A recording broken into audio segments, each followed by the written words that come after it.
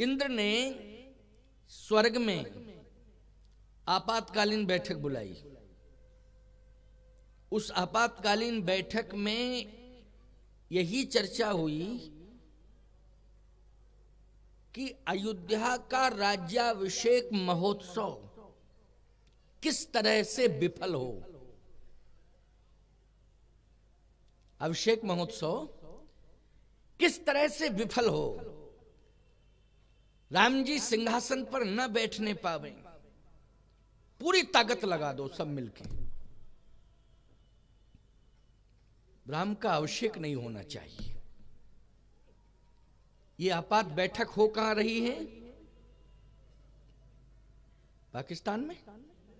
अच्छा अच्छा अच्छा अच्छा, हमको थोड़ा कम सुनाई देता है, थोड़ा सा दिक्कत है। थोड़ा जोर से बोल दिया करो तो समझ में बात आ जाती है। अच्छा, नीचे तुम बोलते तो सही हो, लेकिन हमारा ही दोष है कि हम सुन नहीं पाते हैं। ये स्वर्ग में बैठक हो रही है। स्वर्ग, तुम सब ये कहते हो मेरा घर स्वर्ग बन जाए, स्वर्ग बन जाए। क्यों? बैकुंठ बन जाए, ये सोचा करो। स्वर्ग बनेगा तो देव प्रवृत्ति आएगी, और देव प्रवृत्ति आएगी तो इंद्र बनने की कोशिश करोगे, और इंद्र बनने की कोशिश करोगे तो ऊंच निवास नीच करतूती, देख न सकई पराई विभूति। इसलिए स्वर्ग के देवता प्रसन्न रहे, स्वर्ग में उनका एक छत्र राज्य रहे, ये कामना है। लेकिन तुम जब भी भगवान से मांगा करो तो यही मांगा करो कि मेरे घर में बैकुंठ आ जाए, हमारा घर ही बैकुंठ बन जाए। बैकुंठ का मतलब है नारायण का वास।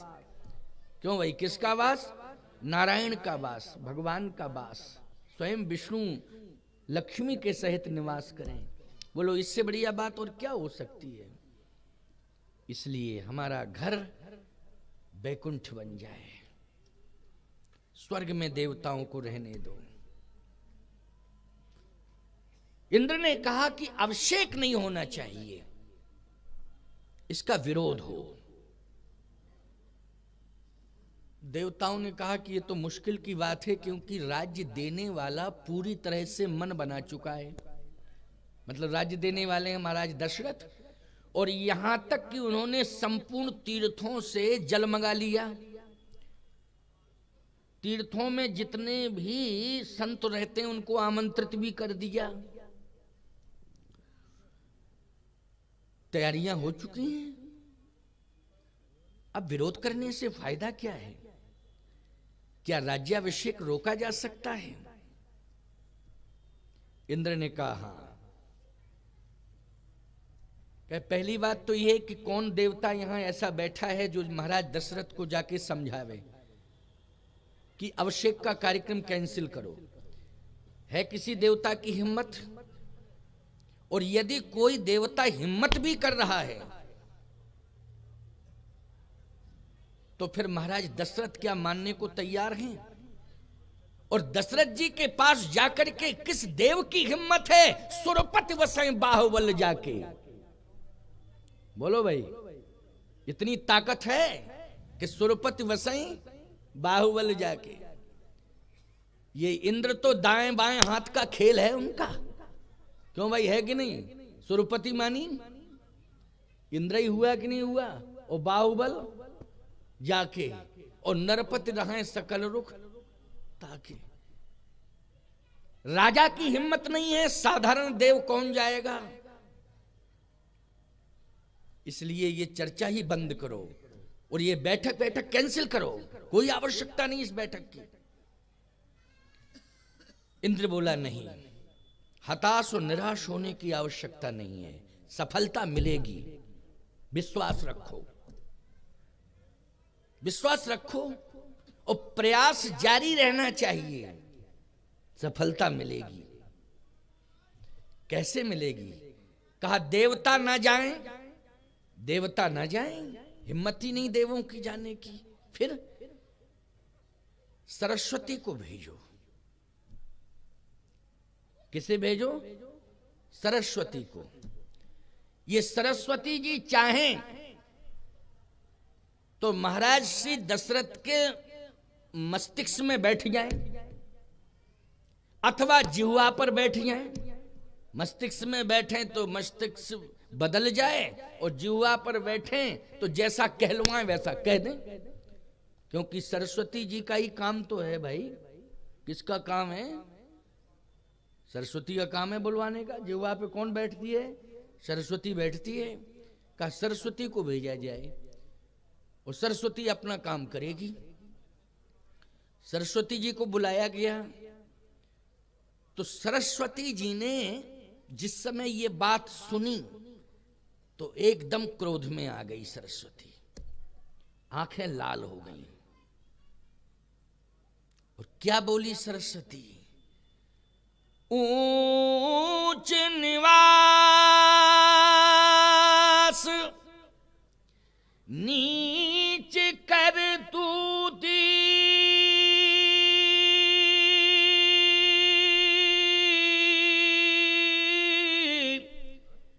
और देख न सकई पराई विभूति। ऊंच निवास नीच करतूती, तुम्हारी करतूती में नीचता है। तुम सिंहासन पर जरूर बैठे हो, 33 कोट देवताओं का नेतृत्व करते हो, लेकिन नीच प्रवृत्ति है। इस चौपाई का यही अर्थ होगा ना, नीच प्रवृत्ति। मैं कभी समर्थन नहीं करूंगी और न सुनना चाहती हूं, क्योंकि मैं बुद्धि को निर्मल बनाती हूं। अगर सरस्वती बुद्धि को निर्मल न बनाती होती तो विद्यालय में सबसे पहले सरस्वती का आवाहन किया जाता क्या? क्या विद्यार्थियों का दिमाग खराब करने के लिए आवाहन किया जाता है सरस्वती जी का? या कुंद इंद तुषार हार धवला, बुद्धि को धवल बनाने के लिए, निर्मल बनाने के लिए सरस्वती जी का सबसे पहले आवाहन किया जाता है। इसलिए खबरदार, इस प्रकार की बात मुझसे करना उचित नहीं है।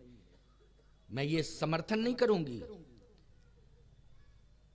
इंद्र ने कहा कि तुम्हारी बात अपनी जगह ठीक है, मैं सुनने को तैयार हूं, लेकिन मेरी बात सुन लो और समझ लो।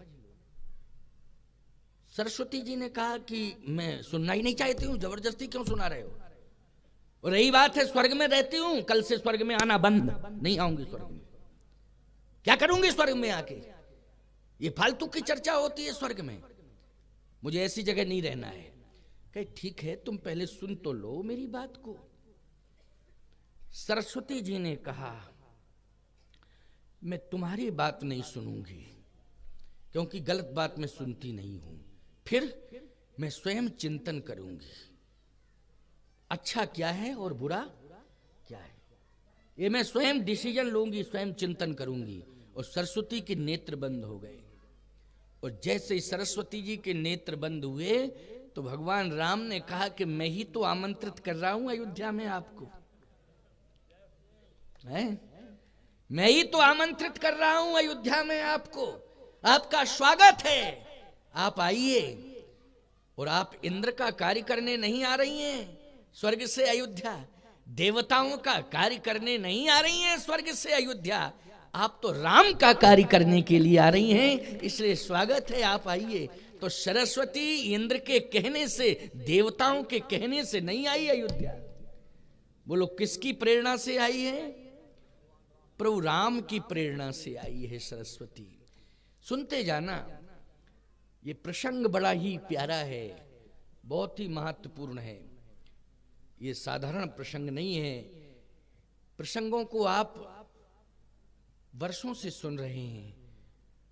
चौपाइयां कोई नई नहीं हो सकती, दोहे नए नहीं हो सकते, सोरठे नए नहीं हो सकते हैं। रामचरितमानस तो उतना ही रहेगा ना, जितना है सप्त कांड है तो सप्त ही कांड रहेंगे ना। लेकिन प्यारे, उन मानस की अर्धालियों को एक मानस सिंधु में उनका आधार लेकर के जब हम प्रवेश करते हैं, मानस की अर्धाली का मानस सिंधु में जब हम आधार लेकर प्रवेश करते हैं, तो वो मानस की चौपाई जो है जितनी कृपा कर रही हो, अब वो कृपा पर डिपेंड करता, पुरुषार्थ पर नहीं। किस पर डिपेंड है?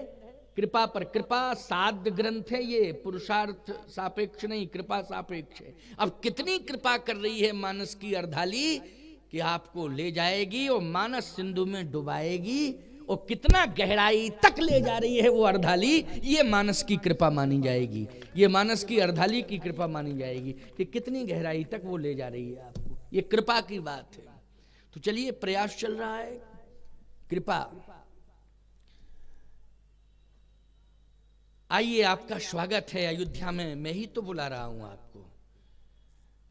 सरस्वती जी ने नेत्र खोले। इंद्र ने कहा, आपने विचार क्या किया? सरस्वती जी ने कहा कि मैं अयोध्या जाऊंगी। तो इंद्र मुस्कुराया, कहा इसलिए तो मैंने कहा था कि थोड़ा विचार करिए और फिर बोलिए, लेकिन आप पहले बोल गई। चलो, बाद में विचार किया, कोई बात नहीं। माताओं, बात समझ में आई?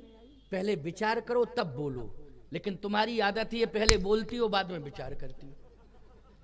यही स्थिति है कि नहीं? पहले विचार करो, इसके बाद बोलो। सरस्वती जी ने कहा, नहीं नहीं, वो मैं समझ गई हूं, परंतु प्रभु की इच्छा से मैं कार्य करूंगी और मैं जा रही हूं। सरस्वती जी आई। सरस्वती जी ने मंथरा जी को भ्रमित किया कि नहीं? और एक बात मैं आपको और बता दूं, सरस्वती जी ने मंथरा जी को जिस प्रकार से भ्रमित किया है, वो उनका स्वयं का चिंतन नहीं है, वो वेदों की ही कथा है। आधार वेद का लिया, वेद मानी भगवान।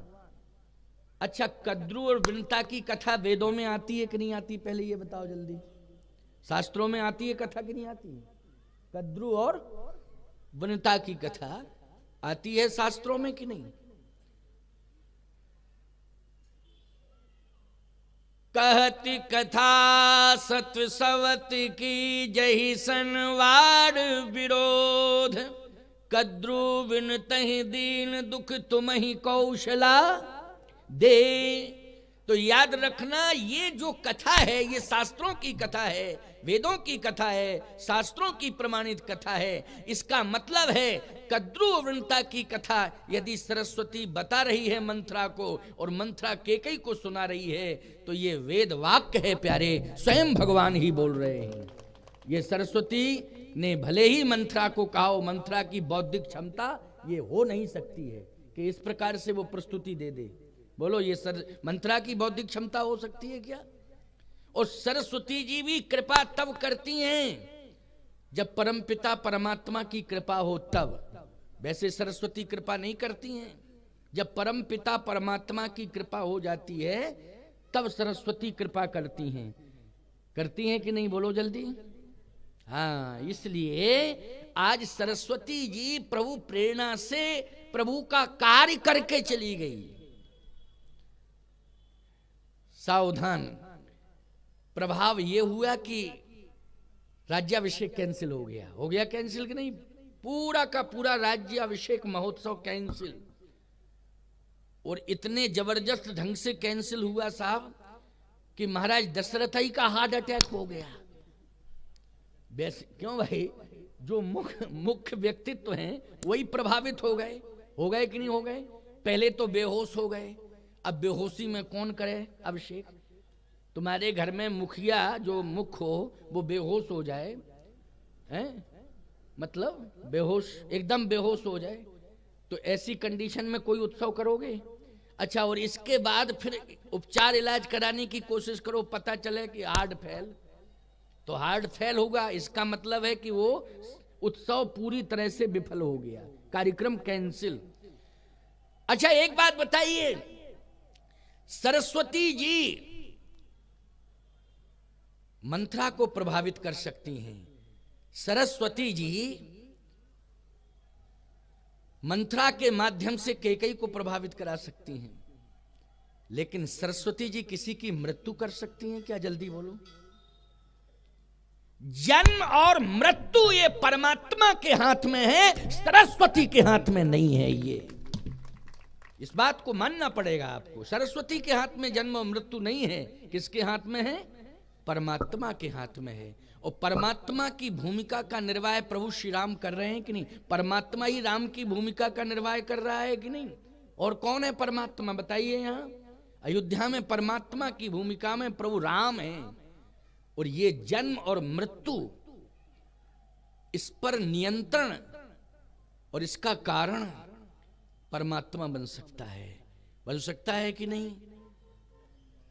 जिंदगी अगर मिलती है तो एक बार डॉक्टर जवाब दे देता है, लेकिन ईश्वर की कृपा होती है तो आश्चर्य हो जाता है।